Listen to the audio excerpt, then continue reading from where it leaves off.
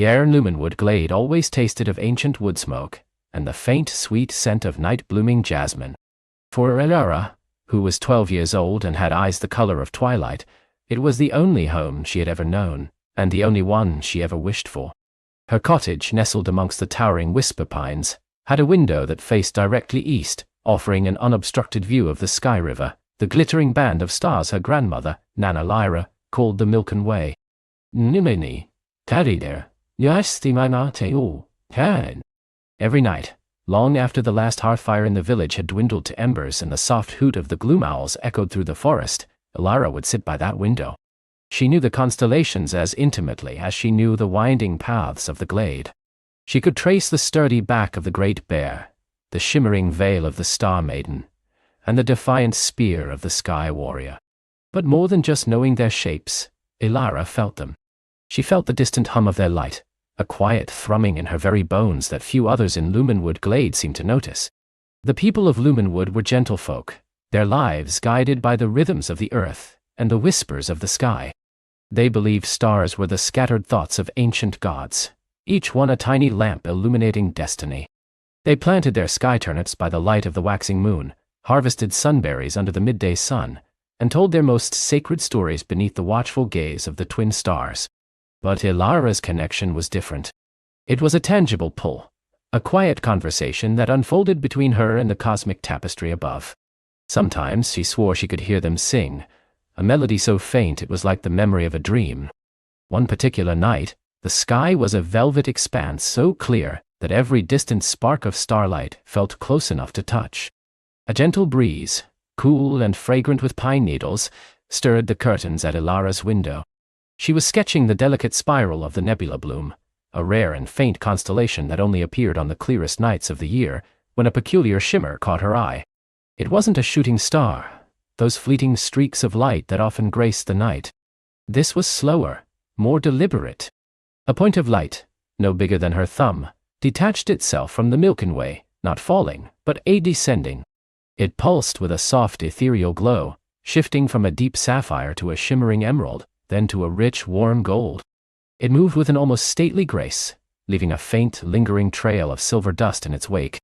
There was no fiery tail, no roaring descent, just a silent, breathtaking journey downwards, towards the very heart of Lumenwood glade. Elara gasped, her charcoal slipping from her fingers. This was unlike anything she'd ever seen, or read about in Nana Lyra's ancient scrolls. The light grew steadily brighter, larger, filling her window with its gentle radiance. It was as if a piece of the sky itself had decided to visit. It seemed to slow even further, as it neared the towering whisper pines that ringed the glade, finally disappearing behind their dark, majestic silhouettes with a silence so profound it felt like a sound in itself. There was no crash, no tremor, just the sudden and almost gentle cessation of that wondrous light. A shiver, not of fear but of profound wonder, traced its way down Elara's spine. Her heart hammered against her ribs, a drumbeat of insistent curiosity. She knew with an certainty that resonated deep in her soul that this wasn't just a falling star. This was something extraordinary, something meant for Gare to find. The hum in her bones, usually a gentle murmur, was now a vibrant chord, pulling her outwards into the cool embrace of the night. Without a moment's hesitation, Elara slipped from her window, her bare feet barely disturbing the dew-kissed moss outside. The forest, usually a familiar comfort, now felt charged with a new, vibrant energy. The moon moss that grew on the ancient tree trunks seemed to glow with an intensified luminescence, lighting a faint path through the winding roots and ferns. Every rustle of leaves, every distant hoot of an owl, seemed to whisper secrets of the cosmos. Her path led her towards the heart of the whisper pines, a sacred grove where the oldest trees stood like silent sentinels, their branches interwoven so tightly that only slivers of moonlight ever touched the forest floor. It was a place of quiet reverence, rarely disturbed. Yet, tonight, it felt like the only place she was meant to be. The air grew thicker, sweeter, carrying a scent Elara couldn't quite place, like ozone mixed with starlight and the faint perfume of forgotten flowers. As she pushed aside a curtain of shimmering moonvines, she stepped into a small clearing. It was perfectly circular, untouched by the gnarled roots and tangled undergrowth that dominated the rest of the grove. In the very center, nestled within a shallow, perfectly formed depression in the earth, lay the source of the light. It wasn't a burning meteor, nor a charred rock. It was a crystalline fragment, no larger than her two cupped hands, and it pulsed with the same shifting ethereal light she had witnessed from her window. Sapphire, emerald, gold, then a soft amethyst, swirling within its depths like captured nebulae. It didn't radiate heat, but a comforting warmth, like sun-warmed stone on a cool morning. The air around it shimmered faintly, distorting the ancient tree trunks into wavering giants. Elara knelt, her breath catching in her throat. The fragment seemed to hum, a low, resonant vibration that she felt more in her chest than heard with her ears. It was beautiful beyond words, unlike anything she had ever imagined. Her fingers, trembling slightly, reached out. As her fingertips brushed against its smooth, cool surface, a jolt of pure, living warmth surged through her. Suddenly, a kaleidoscope of images flashed behind her eyes. A boundless, star-dusted void, the intricate dance of distant galaxies, the soft, ancient whisper of celestial winds. She felt a profound sense of journey, of immense distance traveled, of a purpose waiting to unfold. The fragment seemed to nestle into her palm, perfectly weighted, perfectly formed, as if it had always belonged there. It was smooth, but within its depths, she could discern faint, swirling patterns, miniature constellations, tiny, glowing dust clouds, and lines of light that seemed to shift and reform, almost like writing in an unknown language. This was no ordinary stone. This was a piece of the sky, alive and resonant. It felt like a heartbeat against her skin, a quiet, insistent thrum that spoke not of ancient pasts, but of a coming future. A deep, undeniable connection bloomed between Elara and the fragment, a silent understanding. It had chosen her. Carefully, Elara tucked the glowing fragment inside the pocket of her simple linen tunic, feeling its gentle warmth against her side. The light, though concealed, still seeped through the fabric, creating a soft inner glow that seemed to banish the shadows of the night. The walk back to her cottage felt different. The familiar path seemed to hum with new meaning, the silent trees whispered ancient secrets, and the stars above glittered with a renewed intensity. Back in her room, the fragment still pulsed gently against her, a constant, comforting presence. She pulled it out, letting its soft light fill the small space. What was it? What did it mean? Her mind raced with possibilities, with the fantastical tales Nana Lyra had told her of star seeds and sky tears, of fragments of cosmic knowledge falling to earth in times of great need. Nana Lyra, Peter Muns Ianeri. Of course. Her grandmother, with her eyes that held the wisdom of 1,000 nights and hands gnarled from a lifetime of caring for both earth and sky, would know. Nana Lyra was the Glade storykeeper, the guardian of their history, their myths, and their profound connection to the stars. She remembered Nana Lyra speaking of certain celestial events, rare and momentous, that heralded great changes, sometimes even great dangers. This fragment felt like both. The sun had just begun to paint the eastern sky with hues of rose and gold when Elara finally rose, the star fragment safely hidden beneath her pillow. Its glow, though subtle, had infused her dreams with shimmering visions of distant worlds and echoing voices. She dressed quickly, her hands still tingling from the fragment's touch, and slipped out of the cottage. Nana Lyra's home was a small, round dwelling carved into the base of the oldest whisper pine, its roof thatched with iridescent owl feathers. The scent of dried herbs and simmering teas always drifted from its open door, mingling with the earthy smell of the forest. Inside, shelves overflowed with ancient scrolls, polished river stones, dried flowers, and curious trinkets that seemed to hum with forgotten magic. Nana Lyra sat by her hearth, stirring a pot of steaming berry tea, her silver hair braided with moon silk. Her face was a roadmap of gentle wrinkles, her eyes, the color of deep moss, crinkling at the corners as she looked up. "Good morning, little stargazer," she said, her voice like the rustle of dry leaves. "You're up with the sun today, or did the sun come looking for Shush?" There was a knowing glint in her eyes that made Elara's heart skip. Elara approached, her hand instinctively going to her pocket. "Nana," she began, her voice a hushed whisper. "Last night, I saw something truly extraordinary." Nana Lyra merely nodded, her gaze fixed on Elara's face, tracing the faint outline of wonder and awe that still lingered there. "Tell me, my child," she encouraged softly. Elara recounted everything: the slow, deliberate descent of the light, the silence of its landing, the journey through the moon moss forest, and finally, the discovery of the shimmering crystalline fragment. As she spoke, she drew the fragment from her pocket, its soft internal glow illuminating the dim cottage. Nana Lyra gasped, a soft reverent sound, and her hand, gnarled and wise, reached out to touch the fragment where it lay in Elara's palm. Her eyes, usually so calm, widened with a mixture of awe and a deep, ancient sorrow.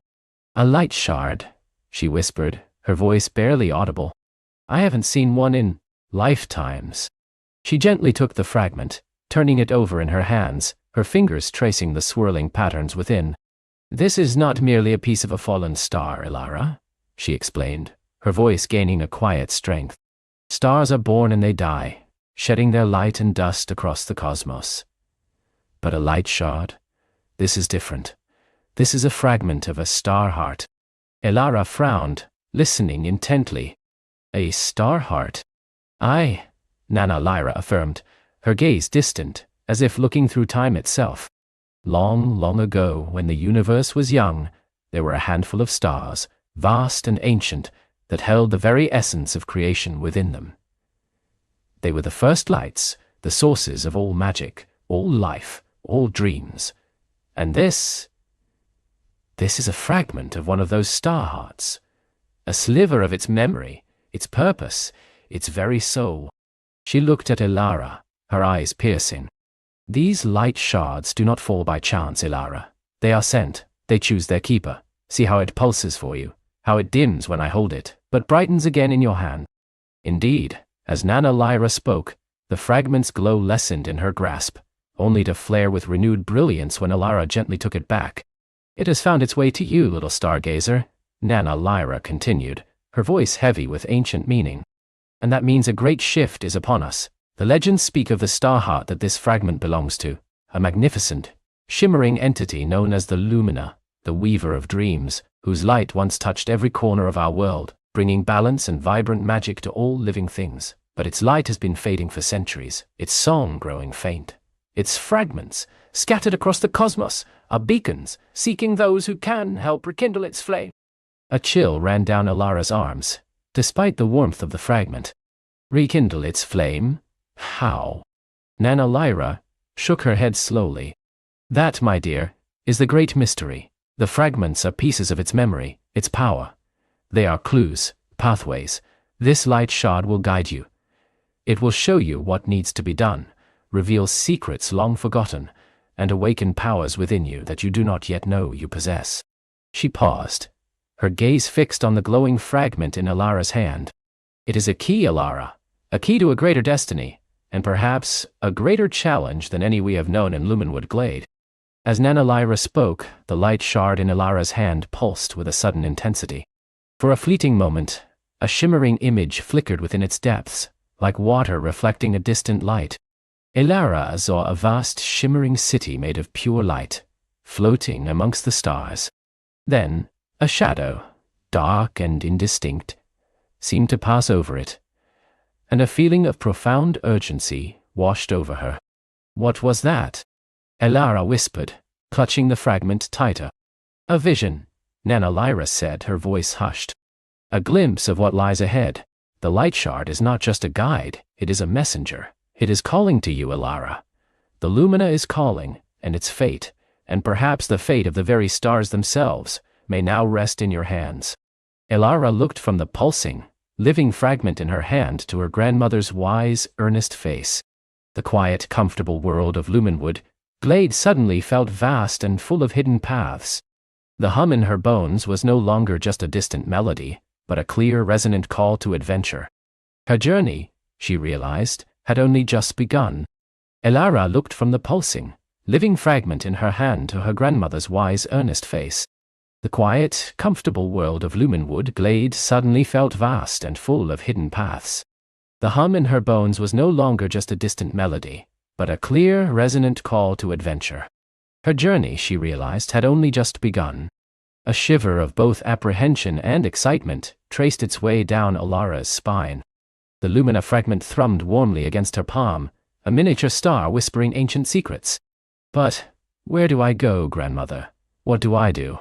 Her voice, usually so steady when speaking to the forest creatures, was a little shaky now. Grandmother Lyra's eyes, deep and knowing like forest pools, softened. She reached out, her hand gently covering Elara's, encompassing the glowing fragment. "The lumina will guide you, child. Its light does not simply shine, it edge points, and its song, that hum you feel, is a compass to those who listen with their heart."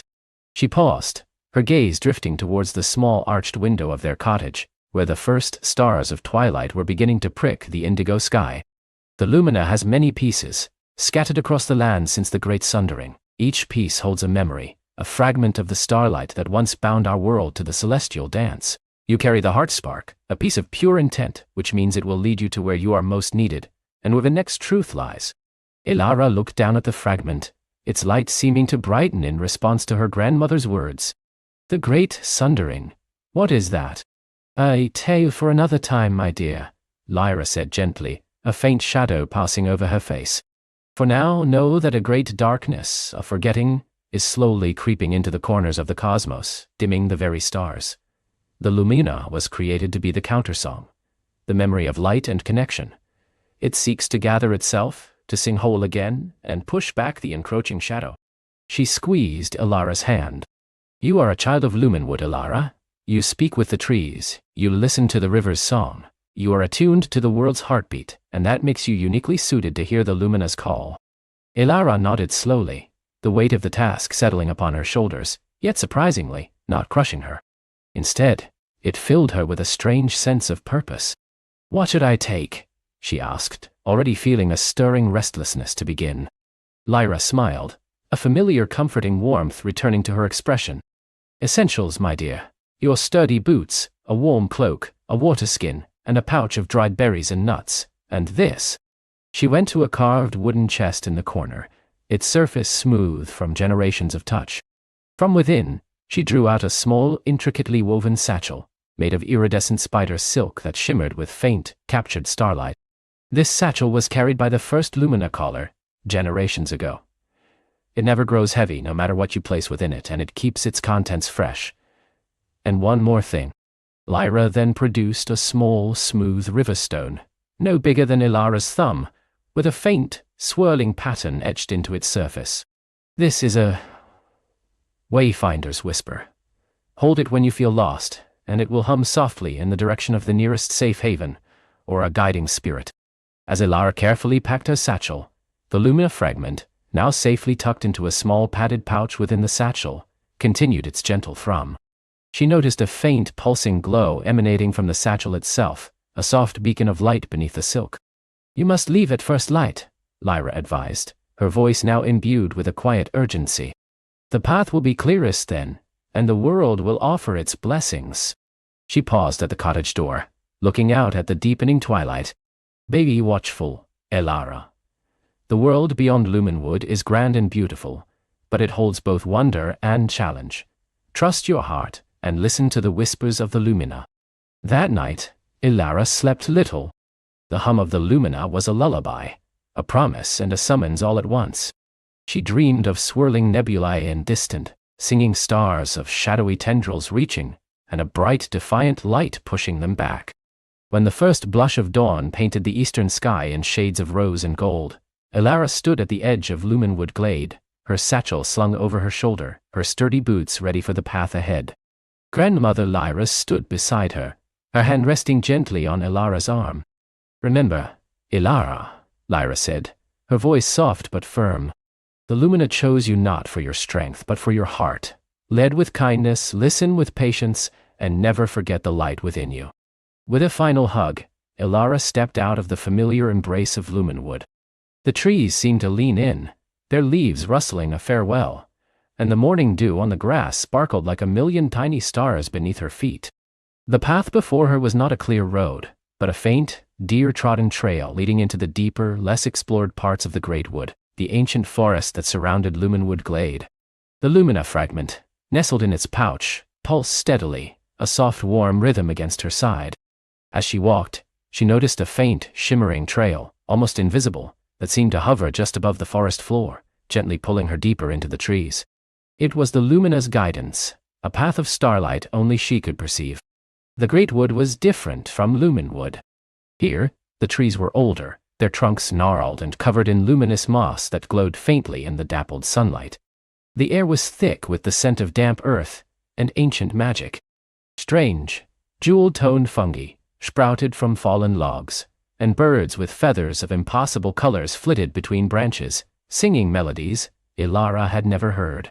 Her first day was spent walking, listening, and observing. She felt a profound connection to the forest, a quiet understanding of its ancient rhythm. The Lumina's shimmering trail led her northeast, deeper into the great wood. As dusk began to settle, painting the sky in fiery oranges and deep purples, the Lumina's light intensified slightly, guiding her towards a clearing bathed in the soft glow of bioluminescent ferns.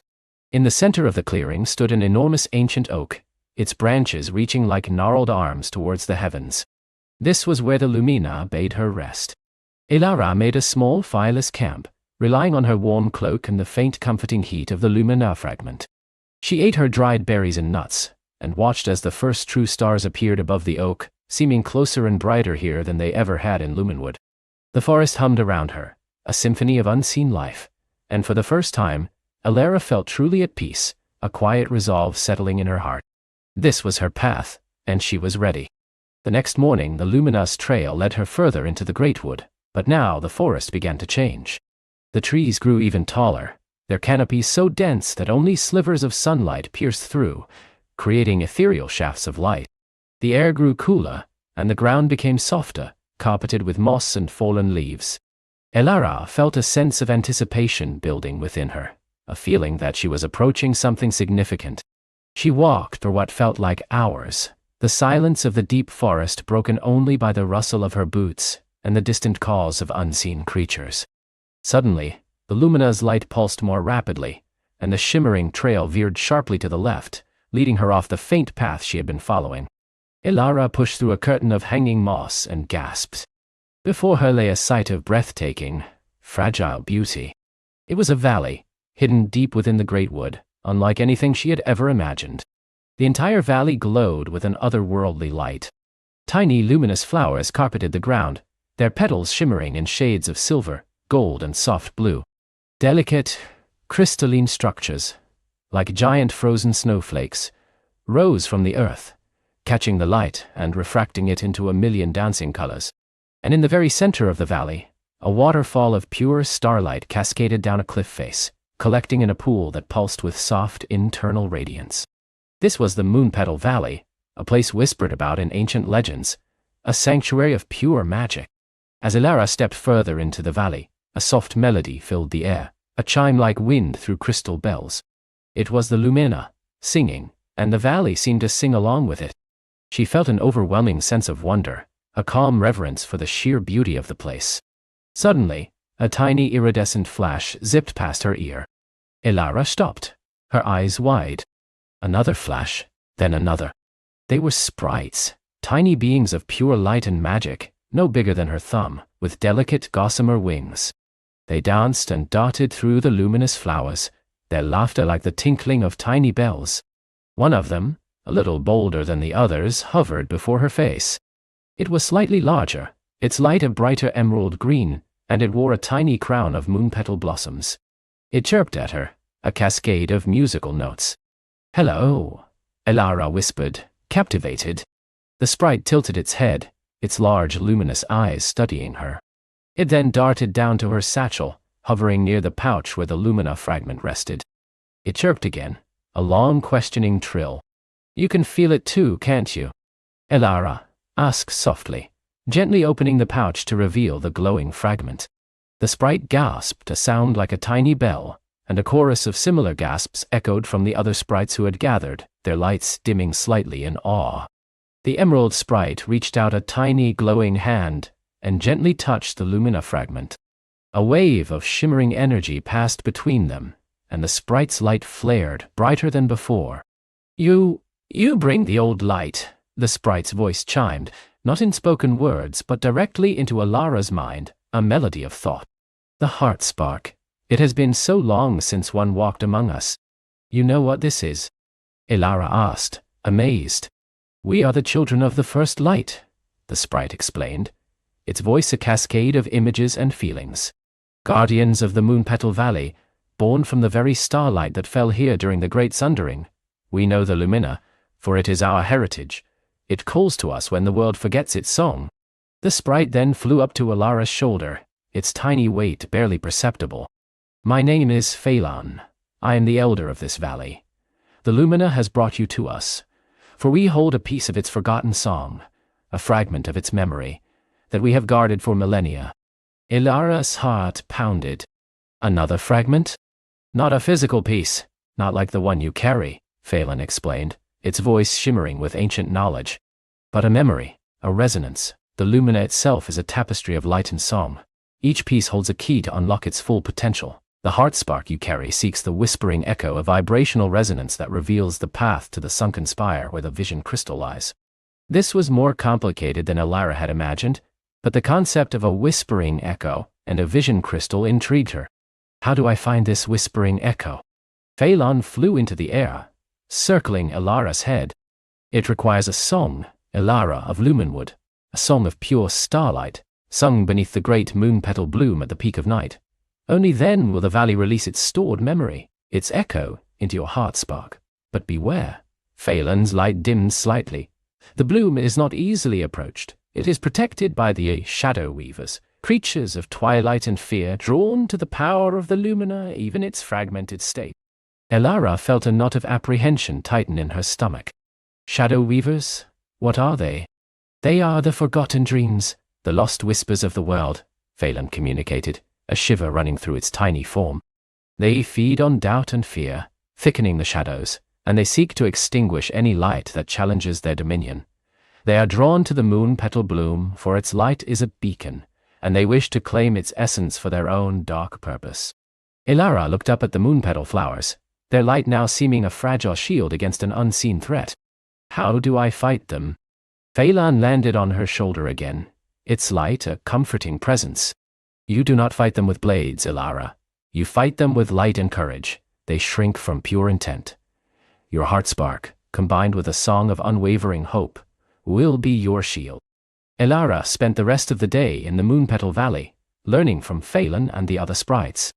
They showed her the different properties of the luminous flora, how to identify plants that offered sustenance, and how to read the subtle shifts in the valley's magical aura. Phelan explained more about the Lumina, how it was once a single, magnificent star that chose to descend to the world to protect it from the encroaching cosmic shadow, shattering itself into countless fragments during the Great Sundering to spread its light far and wide. As night fell, a profound silence descended upon the valley. The moon-petal flowers pulsed with a deeper, richer glow, and the starlight waterfall seemed to sing with a more vibrant energy. Phelan led Elara towards the tallest crystalline structure in the valley, a towering spire that shimmered with captured moonlight.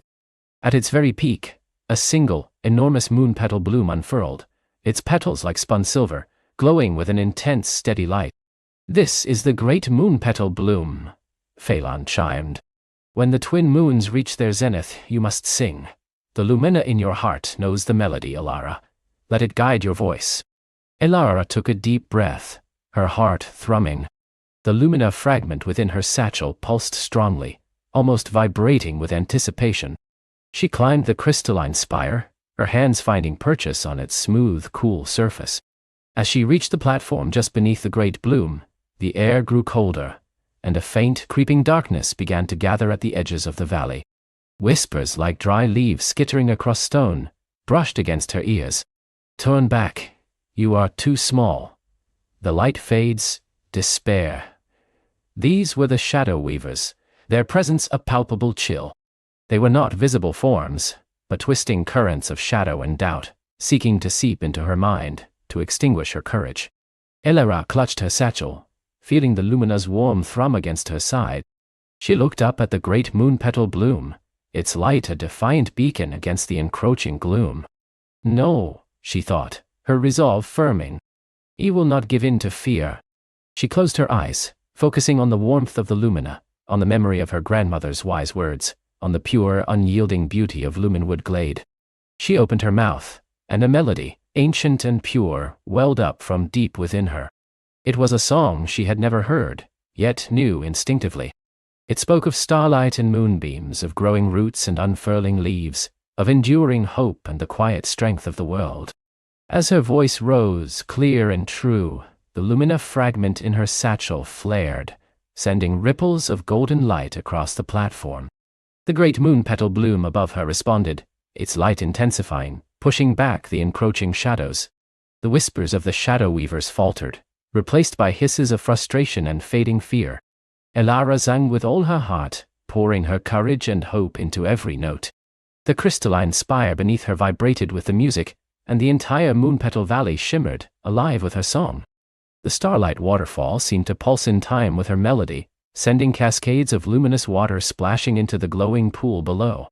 As her song reached its crescendo, the twin moons, perfectly aligned, cast their silver light directly upon the great moon petal bloom. A brilliant flash of pure starlight erupted from the flower, momentarily bathing the entire valley in a blinding radiance. Elara felt a surge of energy, like a river of light, flow into her, mingling with the lumina fragment in her satchel. When the light subsided, the lumina fragment was glowing with an even deeper, richer hue, pulsating with a new, vibrant energy. The whispers of the shadow weavers were gone, banished from the valley, and the air was clean and fresh once more. Phelan, who had been hovering nearby, landed gently on her shoulder, its light bright with triumph.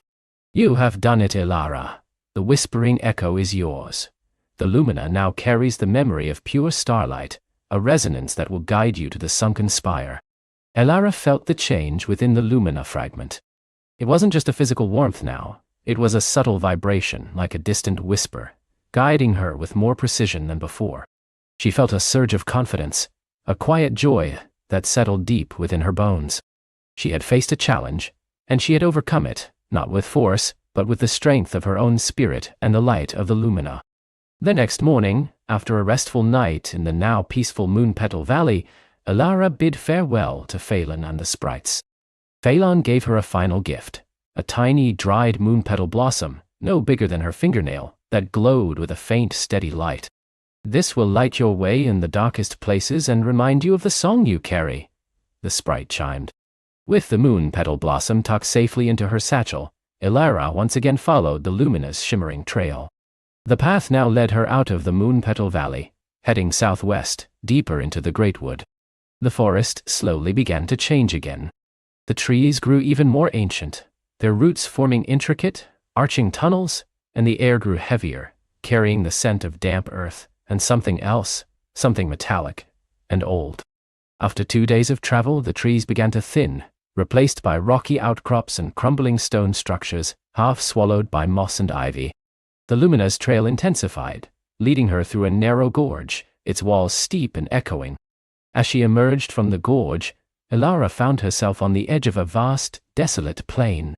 But it wasn't truly desolate. In the distance, rising from the mist-shrouded horizon, was a silhouette that sent a shiver down her spine. It was a spire, impossibly tall and slender, but it was not reaching for the sky. Instead, it seemed to emerge from the ground, as if the earth itself had swallowed most of it, leaving only its very peak visible. And around its base, stretching out across the plain, were the crumbling ruins of what must have once been a magnificent city, now mostly submerged beneath a shallow, murky lake. This was the sunken spire, and the lost city that surrounded it. The lumina pulsed with an insistent rhythm, urging her forward. The air here was heavy, charged with a strange melancholic energy. Elara felt a sense of both awe and sadness as she gazed upon the ruins, wondering what grand civilization had once thrived here, now lost to the ages. The path ahead was clear, though treacherous, a narrow, winding causeway leading directly to the base of the partially submerged spire. Her journey, she realized, was about to take her into the heart of a forgotten world.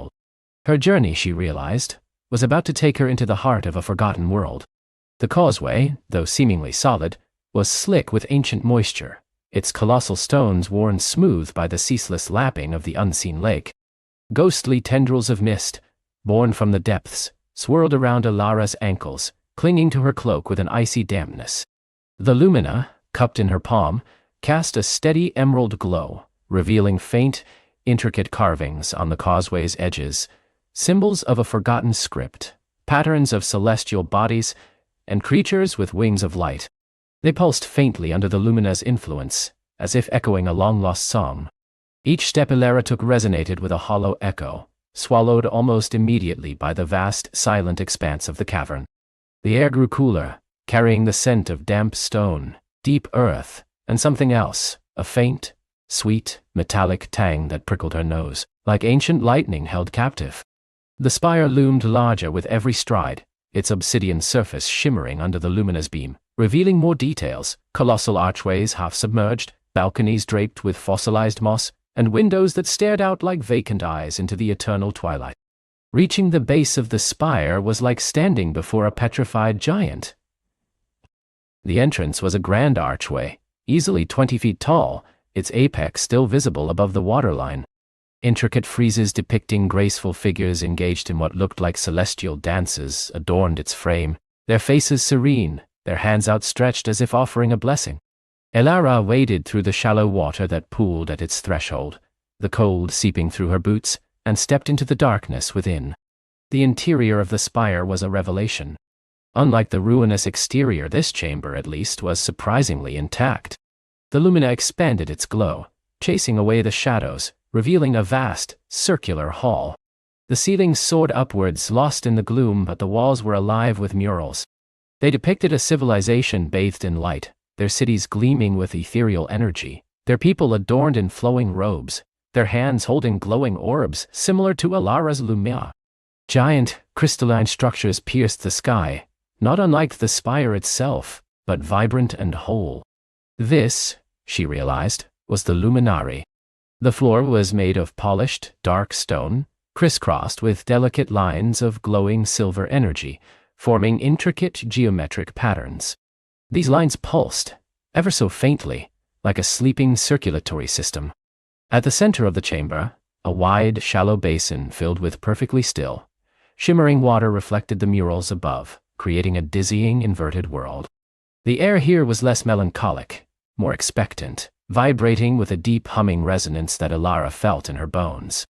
The lumina in her hand throbbed in response, its emerald light deepening, almost humming in harmony with the chamber. As Elara moved further in, her footsteps were hushed by the sheer reverence of the space.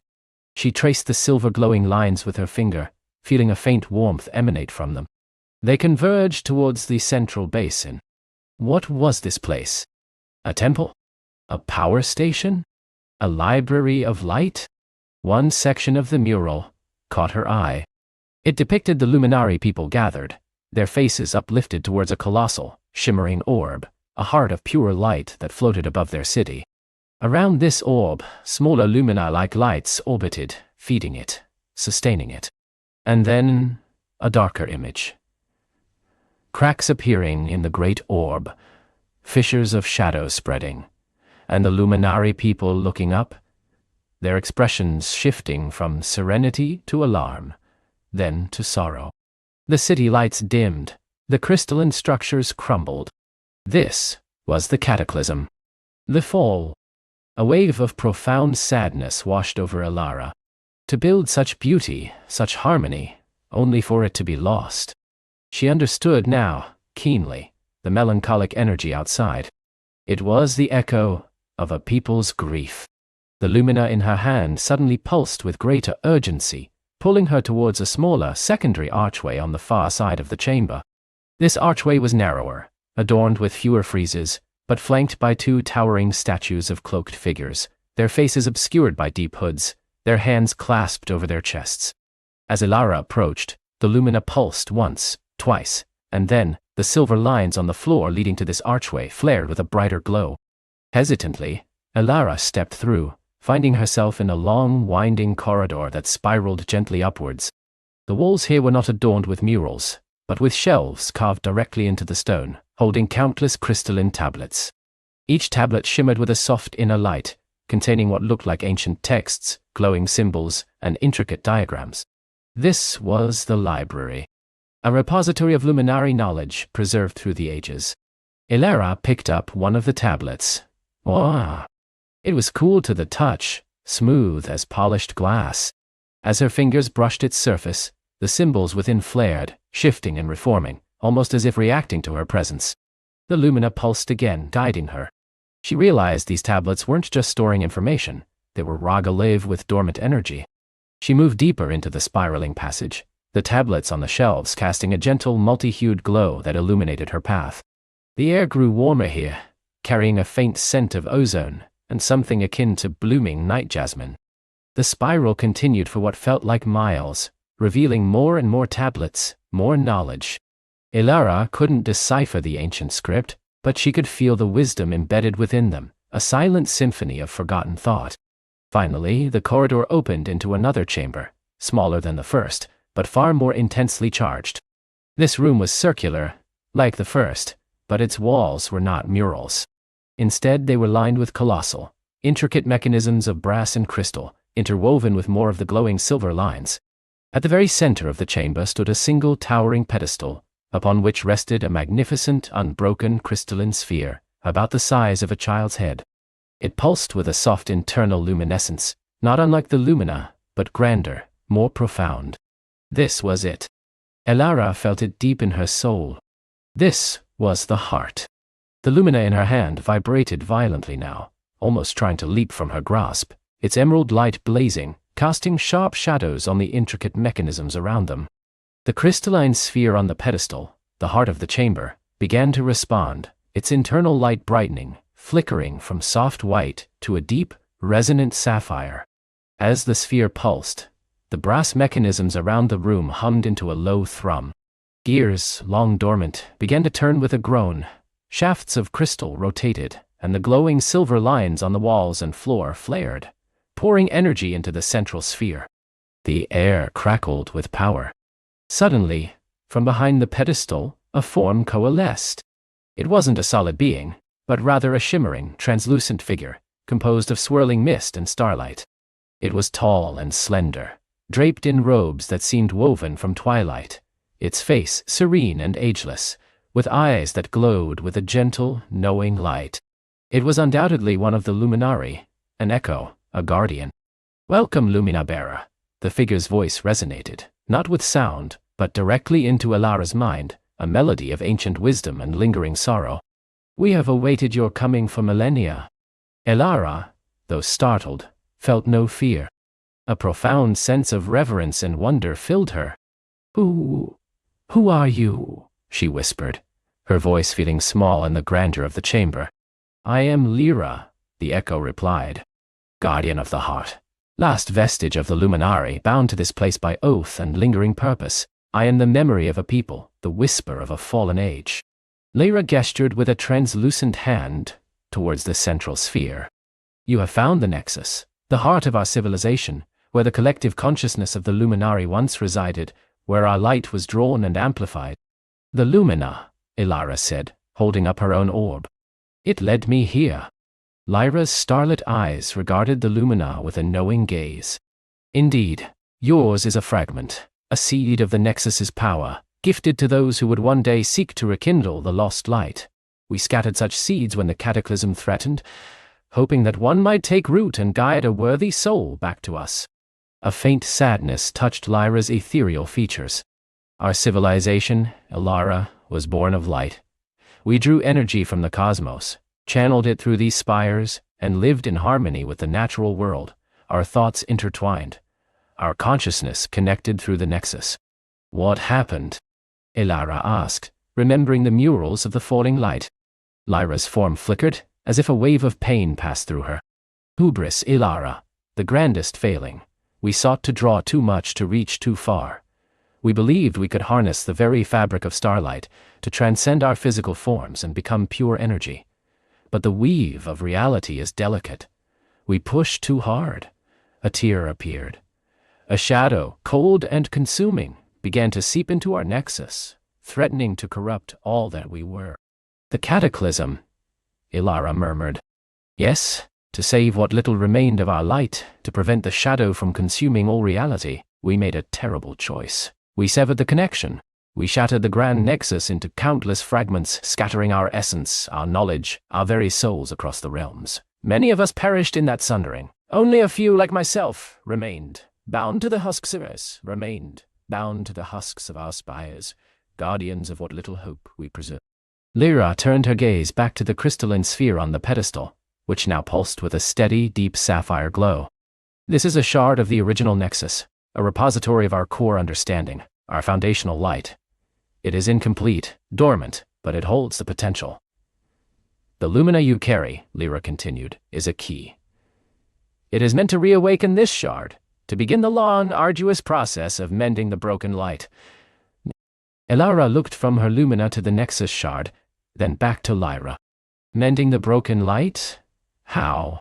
It requires a connection, Elara explained, her voice softening.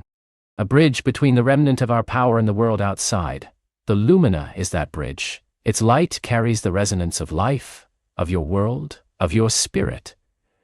When placed upon the Nexus, it will begin to infuse it with that living energy, to awaken its dormant potential.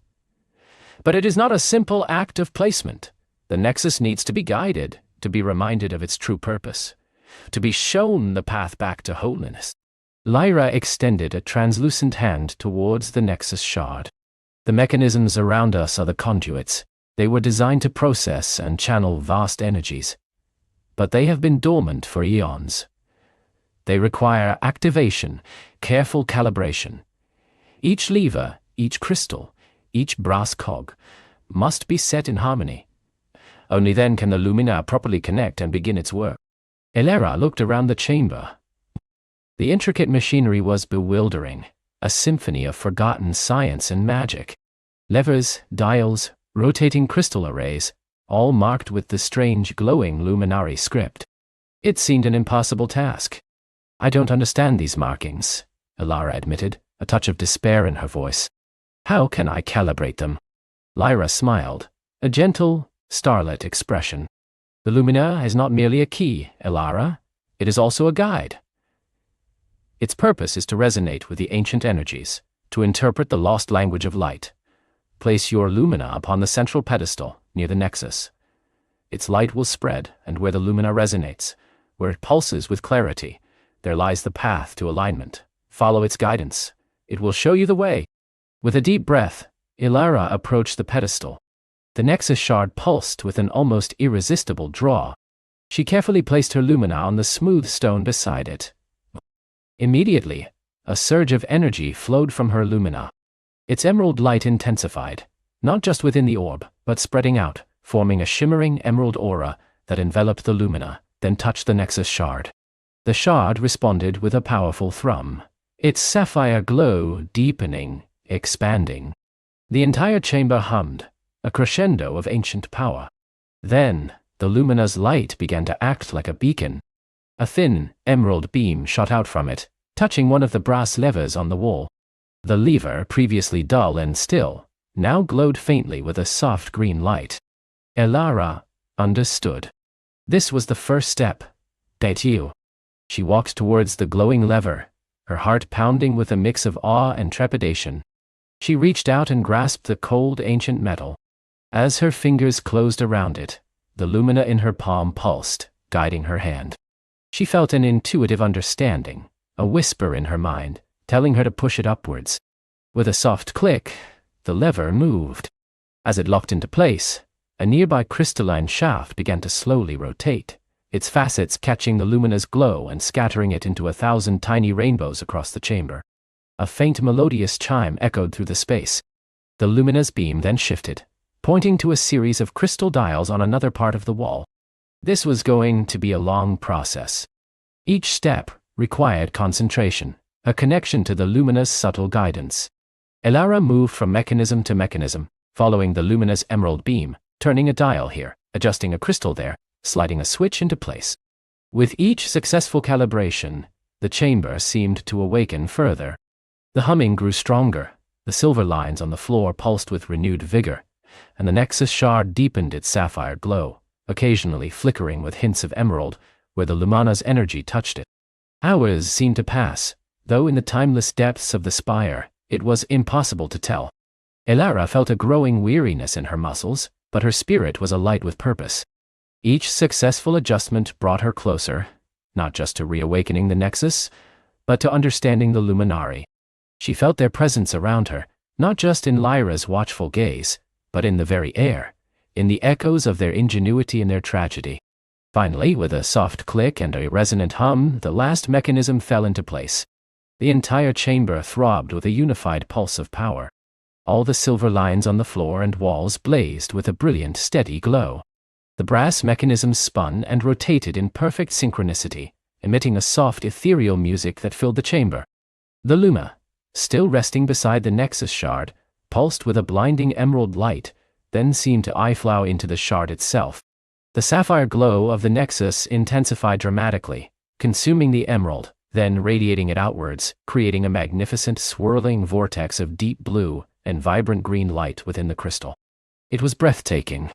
Lyra, the starlit guardian, floated closer, her form now shimmering with greater clarity, less misty. "You have done it, Elara." Her voice resonated with profound gratitude and awe. "You have reawakened the heart. The Nexus lives again, a beacon of hope." As Lyra spoke, the Nexus shard on the pedestal began to slowly, majestically, lift into the air. It floated upwards, spinning gently, its light growing brighter and brighter, until it hovered directly beneath the high unseen ceiling of the chamber.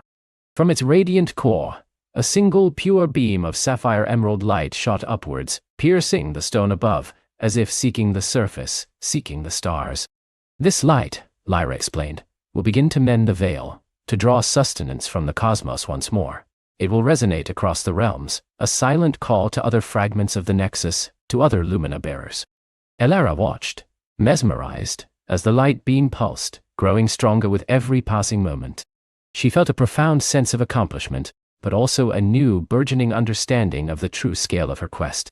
This wasn't just about restoring a light, it was about mending a broken world, a shattered civilization. "What now?" Elara asked, turning to Lyra. The Lumina, no longer on the pedestal, had returned to her hand, its light still vibrant, though perhaps a little softer now, as if having expended a great deal of its energy. Lyra gazed at the ascending light, her starlit eyes filled with a distant hope. "Now, the true journey begins. This Nexus shard, though reawakened, is but a single note in a grand symphony. There are other fragments, scattered across the forgotten places, across the realms.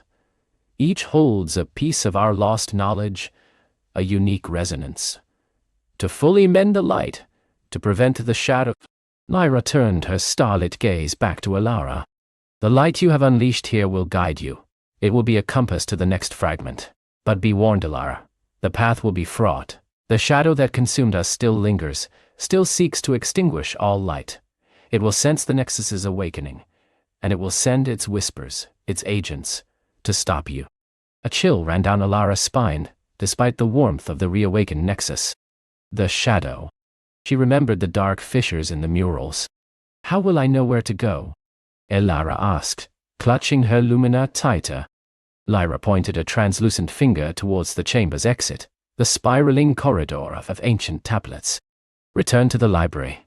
The light of the Nexus will now illuminate the path. It will activate a specific tablet, one that holds the key to the next fragment's location, a riddle to unravel, a map to follow.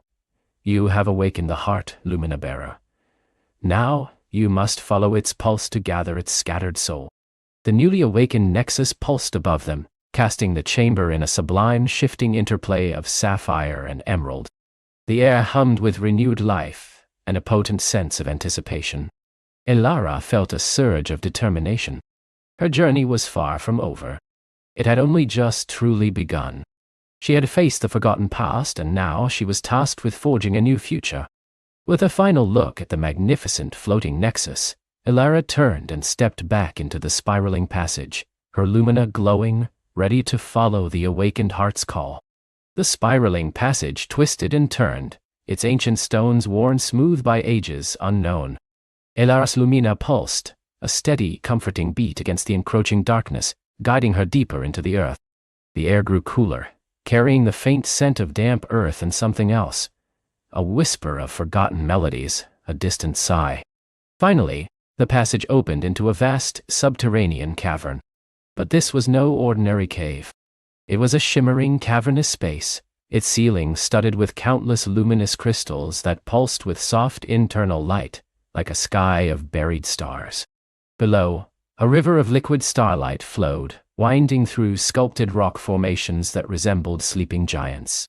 Yet, despite the inherent beauty, a profound sadness hung in the air. The starlight river moved sluggishly, its luminescence dim in places, and the crystal formations seemed muted, their usual vibrancy faded. As Elara stepped out, a figure emerged from the shadows beneath a towering crystal spire. It was a being of pure light, woven from the same starlight that flowed in the river, yet it appeared translucent, almost fragile. Its form shifted like mist, resolving into the gentle, ancient face of an elder, eyes like twin pools of cosmic dust. "Welcome, Lumina Bearer," the being whispered, its voice like the chime of distant bells. "I am Lyra, the River Weaver, guardian of the Lumina flow. The heart of Ethelgard beats once more, thanks to your courage. But its pulse is weak, fragmented. The forgotten past has left our world fractured, its magic unraveling." Elara felt a pang of understanding. "The awakened heart, it calls for balance?"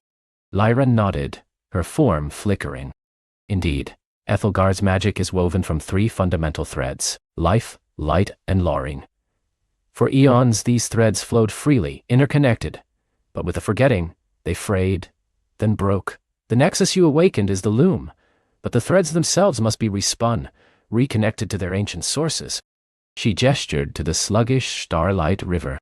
"This is the Luminaflow, the conduit of all Ethelgard's magic. It weakens as the threads wither. You must travel to the 3 weaving spindles, the ancient sources of life, light, and lore, and mend them. Only then can the tapestry of Ethelgard be whole again." A map of shimmering motes of light appeared in the air before Elara, showing 3 distant points. The Whispering Grove, where life itself is born, the sunken spires, where pure light once shone, and the Sky Archive, where all lore is held. Elara felt the weight of the task, but also the familiar thrum of determination. Her lumina pulsed in agreement. "I will mend them," she vowed. "Wundernintieren." Following the direction Lyra indicated, Elara ascended from the starlight cavern through a winding path that emerged into a world subtly different from the one she knew. The air was heavy, the colors muted, a landscape holding its breath. The heart's call, now a clear, resonant hum within her, led her first to the Whispering Grove. Once, this had been a forest of vibrant, colossal trees, their leaves a symphony of emerald and jade. Now skeletal branches clawed at a pale sky, their leaves withered to brittle brown. The ground was dry, cracked, and an eerie silence hung in the air where once birdsong and the rustle of life had reigned. The very air felt thin, unable to sustain the magic of growth. The hum intensified, leading her to the heart of the grove, where a tree of immense proportions stood. Its trunk was as wide as a house, its ancient bark gnarled and silvered, but its uppermost branches were utterly barren, stark against the sky. This was the great mother tree, the weaving spindle of life. As Elara approached, she saw a faint, ethereal glow at its base, a small, moss-covered hollow. Reaching out with her lumina, she felt not wood, but a deep, resonating ache. The tree was dying, its life force slowly draining away. She knew what she had to do. Placing her hand upon the moss, Elara channeled her lumina. A soft, verdant light flowed from her palm, spreading like living water into the tree's roots. She felt a connection, a deep, ancient consciousness stirring. Slowly, painstakingly, she poured her energy, drawing on the renewed vibrancy of the nexus and feeding it into the mother tree. It wasn't just physical energy. It was hope, a belief in renewal. As she channeled, tiny buds, barely visible, began to swell on the ancient branches.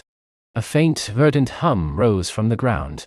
Then, with a soft each poppé, a single, perfect green leaf unfurled, then another and another. The light from her lumina intensified, radiating outward. The dry earth around them softened, and a trickle of water seeped from beneath the tree's roots, forming a small, clear pool. A tiny, iridescent beetle, its colors like scattered jewels, scuttled into view. Elara felt a surge of warmth, of profound connection to all living things. The great mother tree was awakening. Its branches began to unfurl. a slow, majestic rebirth. The air around her freshened, carrying the scent of damp earth and new growth. The first thread, life, was beginning to reweave. An unwind. Her path then led her to the coast, where the familiar land plunged into the sea. The heart's call now felt like a deep, rhythmic pull, drawing her downwards. Donning a shimmering, water-repellent cloak gifted by Lyra, Elara descended into the dark, churning depths. This was the way to Whitevine, the sunken spires in. Beneath the waves, the world was a kaleidoscope of silent wonder. Yet here too, the colors were muted, the coral ghostly, the luminous fish dull. The call led her to a vast underwater canyon, at the bottom of which lay what appeared to be the ruins of a magnificent city. Towers of crystal, once brilliant, now stood like dark teeth, their inner light extinguished. This was the weaving spindle of light. As she swam closer, she saw that the city wasn't truly ruined, but entombed in an unnatural gloom. At its heart was a colossal, multifaceted crystal spire, larger than any she had ever seen. But it was completely dark, radiating an oppressive shadow that seemed to drink any ambient light. This was the crystal heart, the source of Ethelgard's pure light. Touching the cold, smooth surface of the crystal heart, Elara felt a different kind of ache, an emptiness, a profound absence. A low, guttural growl echoed through the water. From the deepest shadows of the spire, a creature emerged. It was a shadow weaver, a being of living gloom, its form shifting and indistinct, its eyes twin points of hungry darkness. It was not malicious, but a primal entity that fed on the absence of light, a creature of stagnation drawn to the fading world. It perceived Elara's lumina as a threat to its existence. The shadow weaver surged forward, attempting to engulf her in its murky embrace. Elara stood firm. This wasn't a battle of force, but of will. Drawing on the renewed energy from the nexus, and the vibrant life she had just rekindled in the grove, she focused her lumina. The little light pulsed, then expanded, not as a blinding beam, but as a gentle, persistent glow, pushing back the encroaching darkness. She remembered Lyra's words about inner radiance, about banishing despair. This light was more than illumination. It was hope. She poured her belief into the lumina, imagining the crystal heart reawakening, radiating warmth and clarity. Slowly, painstakingly, the pervasive gloom began to recede. The shadow weaver hissed, shrinking back, its power weakening as the light grew. It couldn't stand against pure, unadulterated hope. As the shadow weaver dissolved into harmless wisps of shadow, Elara pressed her hands against the crystal heart. Her lumina flared, a brilliant sapphire emerald burst. A low thrum vibrated through the water, and then, with a soft ping, a tiny facet of the crystal heart ignited, then another, and another. The light spread, a wave of pure, clear illumination, chasing away every shadow. The ancient city shimmered, its crystals blazing with inner fire.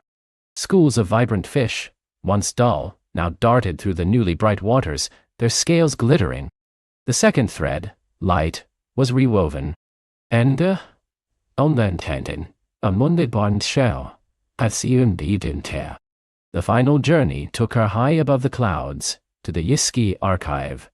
The heart's call was a steady, soaring melody now, pulling her upwards. Through swirling mists and ancient winds she found it, a colossal floating island, its surface a labyrinth of ruined towers, crumbling libraries, and open-air courtyards filled with shattered tablets and scrolls. This was the weaving spindle of lore, the repository of Ethelgard's forgotten wisdom. The air here was thin and silent, heavy with the dust of forgotten ages. Fragments of knowledge lay scattered, their meaning lost. As Elara wandered through the silent halls, she saw images flicker in her mind. Ancient scholars, wise storytellers, their faces filled with wonder as they chronicled the world. But now, only echoes remained. The weaving spindle of lore was not a single object, but a central grand amphitheater carved into the island's heart. Its seating was filled with countless glowing orbs, each meant to hold a story, a memory, a piece of truth. But most were dark, some cracked, their light extinguished. Elara felt the profound sorrow of lost knowledge, of stories untold. She understood that lore wasn't just facts. It was connection, understanding, the very memory of Ethelgard.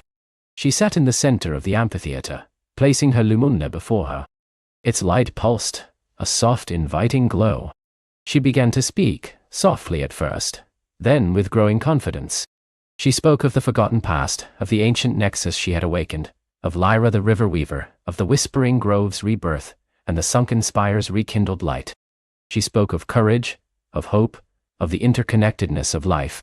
She wove her own journey into the fabric of Athelgard's history. As she spoke, the lumina pulsed with her words, and one by one, the dark orbs in the amphitheater began to glow. Small, shimmering images rose from them. Ancient beasts, forgotten heroes, lost cities, the very history of Athelgard unfurling in miniature. The air around her filled with faint, echoing voices, the murmurs of ancient storytellers, the laughter of children learning, the wisdom of sages.